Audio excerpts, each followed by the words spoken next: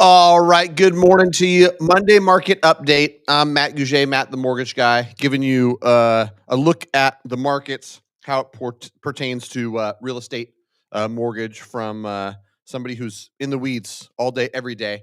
My partner in crime, Mr. Nash Paradise, the lone wizard, is taking a much deserved family vacation. So he's not with me today. So I'm going to get through some of the economic data.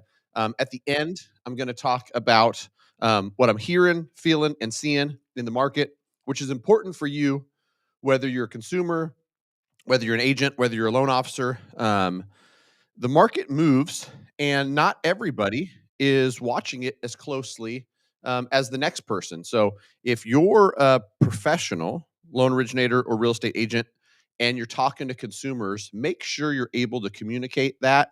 Make sure you're coming from a place of authority and trust so that they believe you when you have to, as an agent, as an example, break it to a client. Listen, I know that you think that your house could be listed for 660,000. I saw one. It's funny. I saw one get listed in 95826 for 660,000. This house will not sell. This house will sit on the market if they don't reduce the price, or just accept a really lower offer than that for as long as the seller is willing to be stubborn. But we'll get more to that in the end. For now, let's jump into the slides.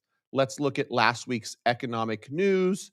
Lot of economic news, and quite honestly, it wasn't as market moving as one would think it would be. Barely budged last week when it comes to rates. And really, from a layman's terms perspective, what I'm trying to communicate most with my clients, rather than dig in the weeds, is like, how did this affect mortgage interest rates? Last week, we didn't see much. Mortgage rates were pretty flat. So I'm not going to dig into the minutia because, quite honestly, I don't hear clients begging me to talk about the minutia of economic news. You'll get plenty of that from my buddy Nash Paradise when he's back next week. And so for this week, if we look at the economic calendar, it feels relatively light. I know it's not on there, but I saw something this morning when I was looking. Jerome Powell is speaking at a banking conference, I believe tomorrow, the 22nd. Not that that's going to necessarily move markets, but it's always interesting to kind of get a feel for what he's saying. He's got 10 months left. His role as the Fed chair comes to an end in May of 2026. A lot of people in my industry, I think, are excited about a changing of the guard. It might mean, different types of, policies and strategy. And ultimately, what everybody wants is mortgage interest rates to come down. So yeah, initial jobless claims are Thursday. It looks like on Wednesday, we're going to get existing home sales. Home sales will be interesting to look at because when I looked at last week's numbers, I was surprised. As slow and weird as the market feels in a lot of parts of the country, like, we're still seeing year-over-year increase in things like home sales and things like applications. So people are still buying homes. But like I'll talk about towards the end of this, that doesn't mean you're free to stick a sign in your yard as a seller and think that you're going to sell. So looks like we got some PMI numbers Thursday, and then Friday is like durable goods orders and whatnot. So a pretty quiet week. If you were a betting person, I wouldn't bet on mortgage rates doing much of anything this week. I think that we're nearing in on a deadline for tariff changes coming up August 1st. That and the talks around that is going to have more of an impact than any of this stuff. That's my 2 cents. We'll confirm that with Mr. Nash Paradise when he comes back. But that's my story, and I'm sticking to it. Let's look at this handy dandy Fed funds rate Fed watch tool. 7:30. That's coming up next week. The next Fed meeting. There's a 95% shot we stay in the range we're currently in, meaning no Fed rate cut. That's a pretty high probability. When that happens, it's almost certain that it's going to be a boring meeting with a bunch of Fed talk like normal. We're only at 63, like about 2 out of 3 think that we're going to get the Fed to cut rates by 25 basis points in mid-September. So about 6 weeks after this meeting we have next week. If we don't get it then, there's an 85% shot we get it in October. And then a second cut looks like it's an 82% probability in December. So numbers have moved a little bit, but we're still expecting 2 Fed rate cuts by the end of 2025.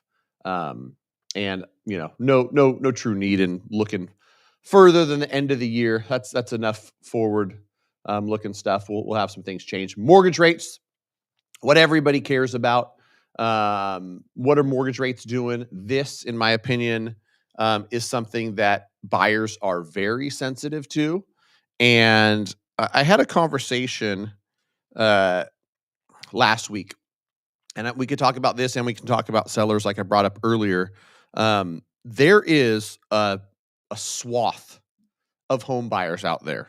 I don't know. I'm not good at English. I'm more of a math guy, but swath means a lot, that are on the fence for one reason or another, just based on the people I've talked to. And I know that if I look at my small business as an example, and then look at other branches at UMortgage as further examples, the whole company of UMortgage as a bigger example, and then all my friends in the broker space as a bigger example, and then all mortgage as a bigger example, that you can look at your business and say, well, if I've got 72 people pre-approved and they came to me, they're saying, we're probably going to buy in the next 3 to 6 months. It might be a year. We're not in a huge hurry.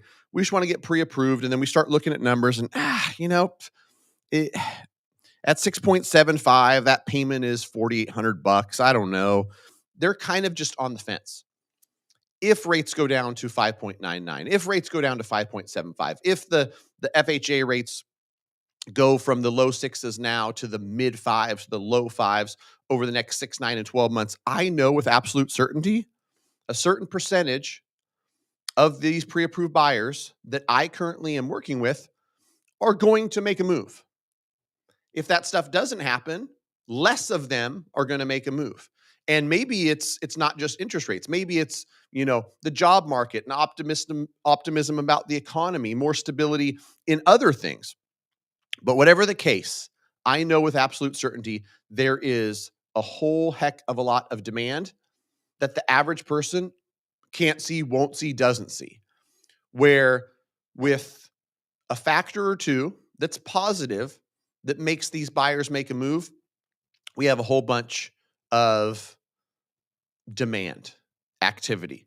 And so I only say that so that people understand, if you're somebody who says, I'm going to wait for one reason or another, I'm going to wait for a certain time. I'm going to wait for a certain rate. I'm going to wait for whatever it is that you're waiting for. Don't wait yourself into a time that is more competitive than the current times. It's just historically not the best strategy to go with, and I've seen it. So that's my 2 cents on that. When it comes to sellers, like I talked about earlier, and I wanted to talk to sellers specifically, I'm having a lot of conversations with real estate agents. I always do. Week in and week out, I talk to real estate agents. And real estate agents are having conversations with sellers. Sellers are telling their agents, all right, let's get this thing on the market, 550. Okay, let's get this thing on the market, I think 800. Not realizing that we're in a market where sellers really truly need to price competitively. They need to price well. They need to price lower than they think they should. I had a great example used by an agent, my buddy Martin Perucci, where he talked about, pricing in a flat or downward trending market. If this home, is teetering on a $600,000 value that might be closer to 590 in 6 or 8 weeks, you price it at 589. You don't price it at 615 looking for a unicorn buyer, because then what happens is in 2 weeks when it's 595 or in 8 weeks when it's 590, that train has already left the station and you're in a position where you're chasing the market down, which is not something that anybody wants to do. So that's my 2 cents when it comes to sellers. I hope they're listening. I think that when it comes to selling your home, some people are unrealistic. I've heard from agent partners I work with. They'll make changes to their home that are really personal to them, really matter to them, but the market is like, I don't care about some of those upgrades you made. So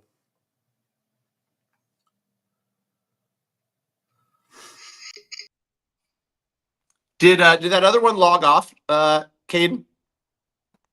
You're back on. Yeah, I took the other one off. You're good to go. Okay, so yeah, I don't know what what we missed there, but I want to communicate this because I think it's important. I think it's important for people to hear, especially, and let me go ahead and do not disturb here on my phone. Joining from the phone now. Want to get this info out. What I did, and I was talking to a blank internet on my computer that decided to crash out on me. Sellers are in a position right now where they're a little bit unrealistic. And I know this because I talked to the agents who talk to the sellers. And so I'm not in the living room, but I'm getting secondhand information, and I like to hear from real estate agents. I like to know what's going on in their business. And the conversation is similar with a bunch of them. They talk to a seller who says, I'm ready to list my house. Let's put it on 585. And the agent's like, oh, shoot. What's an easy way to tell this seller that they need to be priced at 549? They need to be priced at 540 when they think that they should sell for 585. One, some of the personal upgrades you made as a homeowner are not something that the market as a whole is willing to pay for, is going to pay for. Secondly, in a lot of places in the country where demand has pulled back, you're going to do yourself a huge disservice listing at 585, sitting on the market 2, 3, 4 weeks, and then telling your agent, nobody has came knocking, we haven't got a single offer. Can we go down to 575, 565? And there's where another problem exists is you're already way behind where you should have started at 549. So don't go from 585 to 575 and let another 6 weeks pass and it sit on the market. If you're in a position where you got to sell, you got to come down to 549 or something. These numbers are just examples, but the disconnect right now between sellers and their agents, like conversations I have with agents are tough. Not necessarily the conversations between me and the agent, but I can hear it in their voice. Like they're having a hard time getting through to sellers, and they don't want to give the sellers bad news. The sellers, in a lot of cases, don't want to hear it, but you should. If you're a seller, realize that we're in a different market than previous markets. You know, you bought in 2022, that was a different vibe. And Martin Perucci, a great agent who I see every Tuesday, put it really well, where he drew a graph in a flat or slightly declining market.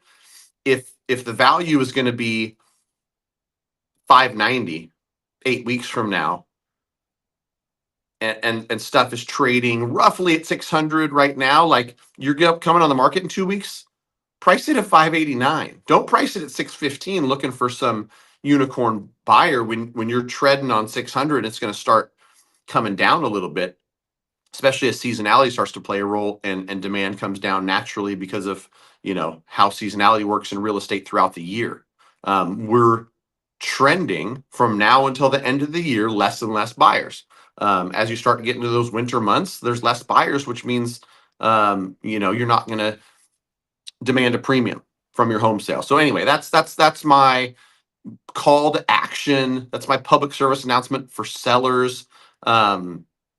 Make sure that you've got an agent who you like and trust, an agent that you like and trust enough to listen to their advice and take it. Because when you don't, it really turns into something that, in my experience, is not very fun ride for sellers, where you're chasing the market down in some cases because you started too high and you were unrealistic. So that's that. As a buyer, and I'm on team buyer, take advantage of that. Unrealistic sellers are going to finally come to Jesus, and they're going to come to their senses. They're going to sell their house at what to them feels like less than they should get. You're going to get a deal. And if they've already closed on their next home, or they need to sell because there's some sort of, you know, financial need, you're probably going to get a better deal than you could have 6, 12, or 18 months ago. That's my 2 cents. Until next week, we'll chat some more real estate. We'll talk about, you know, Fed week next week. Thanks for joining. Appreciate you. Find me on socials. Shoot me a message if I can help in any way. I'm more than happy to. Talk to you soon. Bye-bye.